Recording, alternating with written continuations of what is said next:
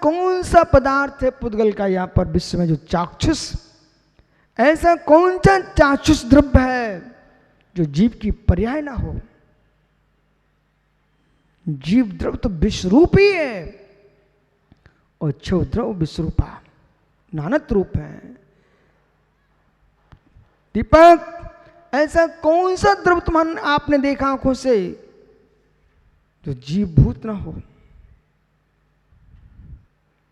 सोना, चांदी, लोहा, तांबा, सीसा, जस्ता जो भी है, पृथ्वी, काय, पृथ्वी, अग्नि, वायु, वनस्पति जो भी है, ये पांच स्थावर, इन्हीं से तो लोग ठसा ठस आपको दिखाई दे रहा है।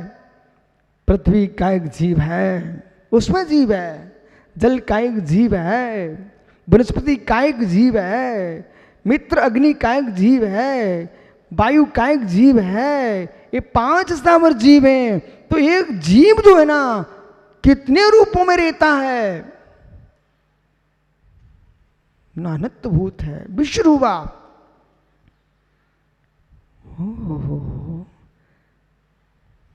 ज्ञानियों, पंच परावर्तन की दृष्टि से देखोगे तो एक जीव भी विश्वरूप हो चुका है। चक्रेश बेटा क्या देख रहे हो? नाना पर्यायों की दृष्टि से, पंच प्रदान की दृष्टि से क्या आप लोग विश्वरूप नहीं हुए? हो गए। अब आप हमसे कहो महाराज जी, यह सड़ोकर कह रहा महाराज जी आप हमारे भिंड में ही कोई एक किनारा पर निवास कर लो, एक मठ बना लो। बेटे अभी मुझे पागल स्वान ने नहीं काटा और मैं जिनवाणी का पान करता हूँ। ऐसा विश्व में कोई क्षेत्र नहीं है।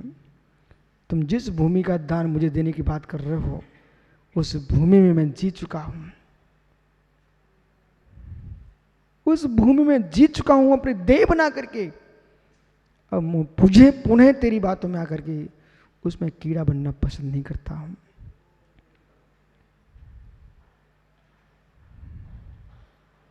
नहीं, इतनी बहुत है।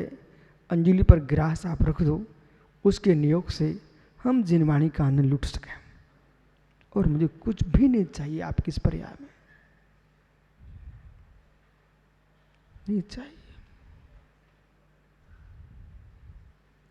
अनिल, कहीं ऐसा भाव आ गया महाराज बन गए आप, मित्र महाराज बनने के पहले एक कार्य करना, मैं अरबपति खरबपति बेटे का पिता हूँ। अरबपति खरबपति पिता का पुत्र हूँ। मुनि बनने के बाद अब धनपत्नियों को आशीर्वाद दूंगा धर्म वृद्धि का, उनसे दान लेने के लिए आंख नहीं उठाऊंगा, न किसी से कोई वस्तु विशेष मंगाऊंगा, भिखारी नहीं बनूंगा, मेरे पास लेखनी भी जोगी उसी से काम करूंगा, लेकिन दुनिया से भीख नहीं मांगूंगा। क्योंकि यदि जिस दिन तुमने मांगना प्रारंभ किया लोग ये कहेंगे खरबपति आदमी को भीख मांगते देखूं।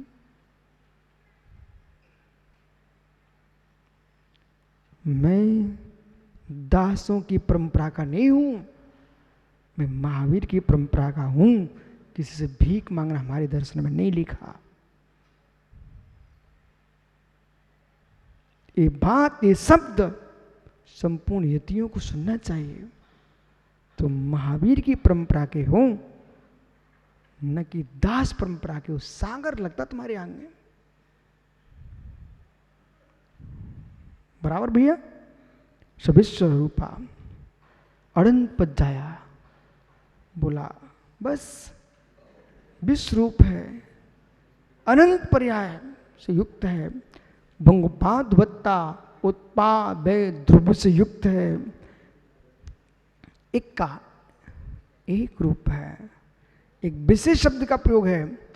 पूरे जो भंग बनाए हैं सब परपक्खा, सब प्रतिपक्ष भूत हैं, न योगा न सर्वथा प्रतिपक्ष भूत हैं।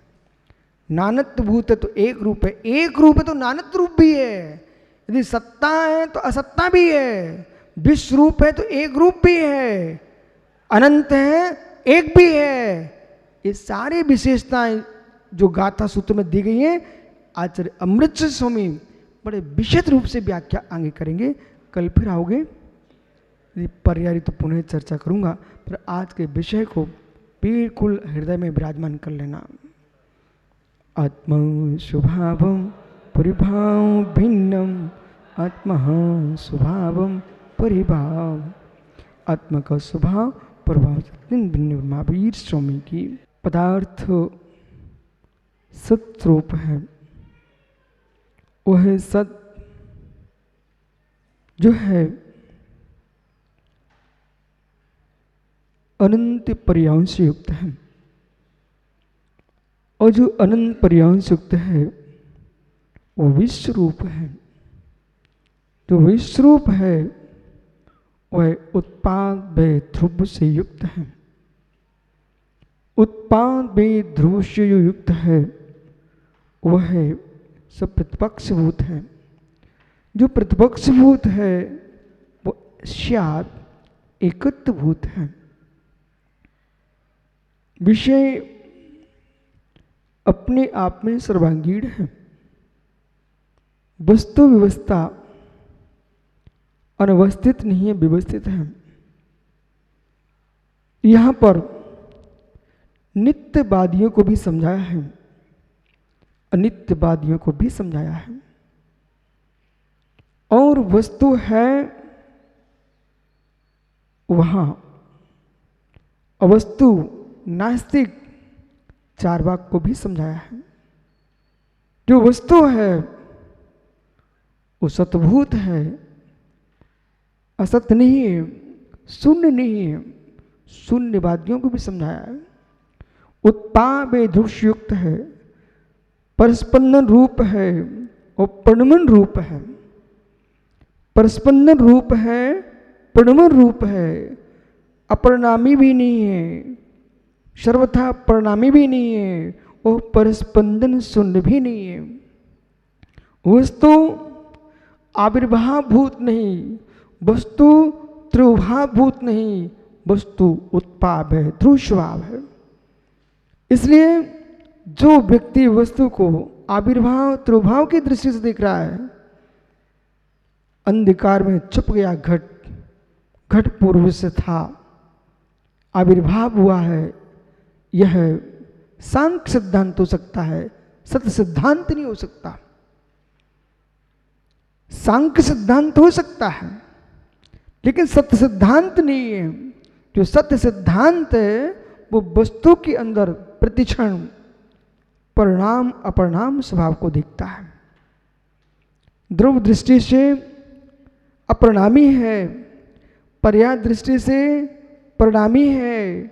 अपरिणामी नित्य कूटस्थ नहीं है, परिणामी नित्य क्षणिक नहीं है।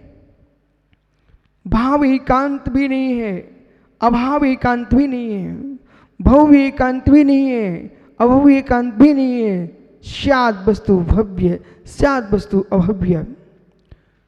पर रूप प्रणमन नहीं करती है, इसलिए वस्तु अभव्य स्वभावी है। स्वरूप में प्रणमन करती है, इसलिए वस्तु भव्य स्वभावी है।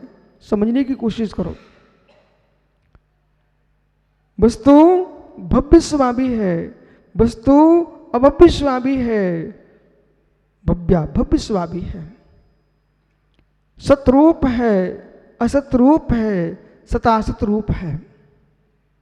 भाव रूप है, अभाव रूप है, अभाव भाव रूप है, भाव भाव रूप है, भावाभाव रूप है। संपूर्ण दृष्टियों से पूर्ण ये गाथा 8 में है। महासत्ता में एकत्वभूत है, आवांतर सत्ता में नानत्वभूत है। महासत्ता में एकत्वभूत है, आवांतर सत्ता में नानत्वभूत है। एकत्वभूत नानत्वभूत वस्तु का धर्म है।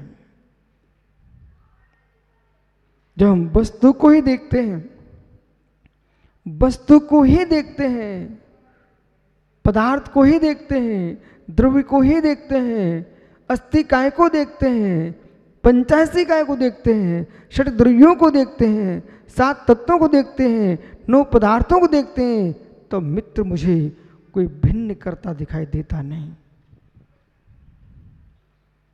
भिन्न कर्ता का कहीं दर्शन नहीं है। कोई जगत का कर्ता दृष्टिगोचर नहीं होता है। कल्पना है लोगों की कर्तृत्व की, पर वस्तु त्रिकालिक अपने सहज स्वरूप में है। इसलिए आचार्य अमृतचंद स्वामी गाथा नंबर 8 की संस्कृत टीका में जो गहरी तत्व की निरूपणा कर रहे हैं, उसे बहुत एकाग्रता समझने की आवश्यकता है।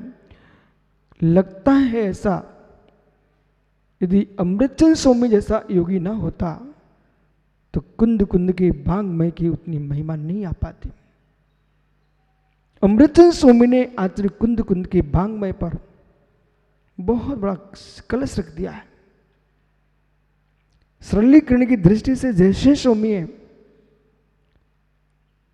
और यदि चक्रेश अमृतचंद स्वामी रहस्यमयी भाषा का प्रयोग नहीं करते तो मित्र विश्वास रखना, आप जैनियों को पता नहीं किसके द्वार पर सिर झुकाना पड़ता कि तत्व की गहराइयां कहाँ खोजूं।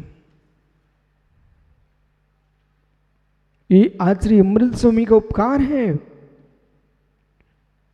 अध्यात्म भाषा में न्याय की निरूपणा कैसे होती है, आज अमृतचंद स्वामी की टीका से मिलना।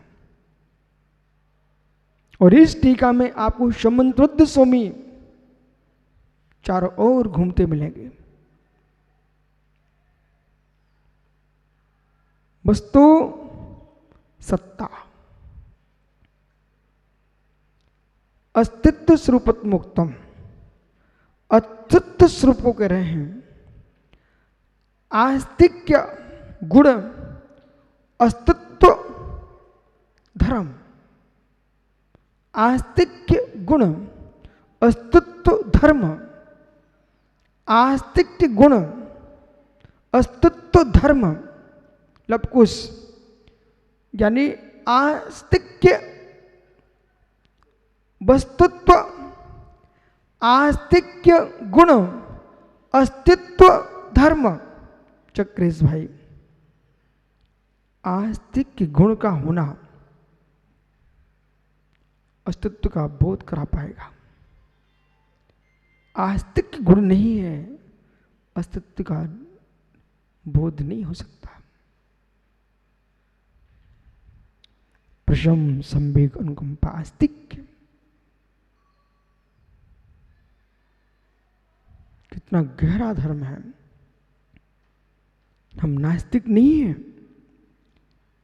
त्रैकाल्य को मानने वाले हैं, षट द्रव्यों को मानने वाले हैं, पंचास्ति काय को मानने वाले हैं, आत्मा के अंदर परिणाम अपरिणाम धर्म को मानने वाले हैं, संपूर्ण द्रव्यों की परिणति को मानने वाले हैं, लेकिन फिर भी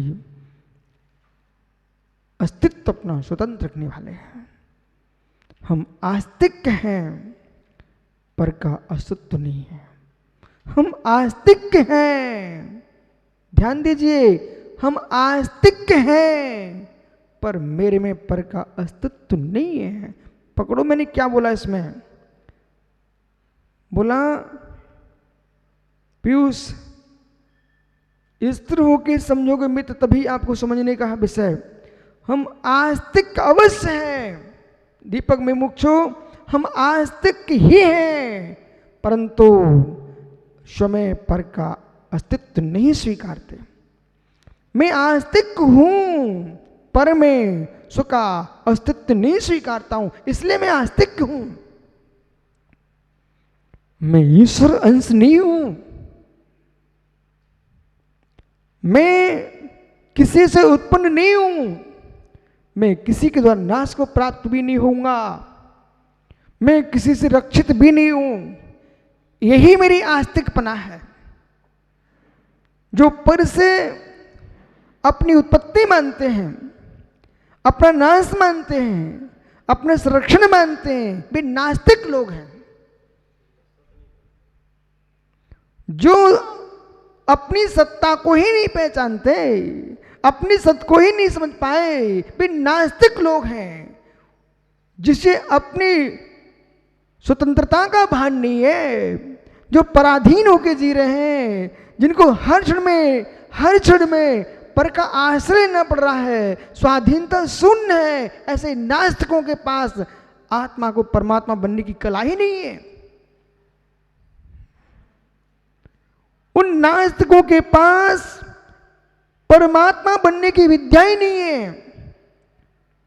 पर में मिलना पसंद करते नास्तिक लोग।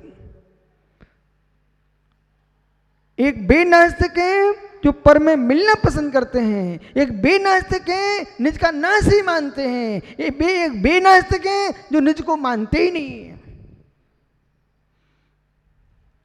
एक नास्तिक आत्मा का विनाश मानता है, एक नास्तिक आत्मा का अभाव मानता है, एक नास्तिक आत्मा को परमात्मा में विलीन करता है। परंतु सच्चा आस्तिक वो यूं कहता है, न मेरा अभाव है, न पर में मिलता हूं, न पर से नाश को प्राप्त होता हूं, मैं तो अपनी सत्ता में त्रिकालिक हूं और 6 द्रव्य सुसत्ता में त्रिकालिक विद्वान है। मैं सच्चा आस्तिक हूं। ऐसा दृढ़ सिद्धांत जिसका है वो ही आस्तिक है।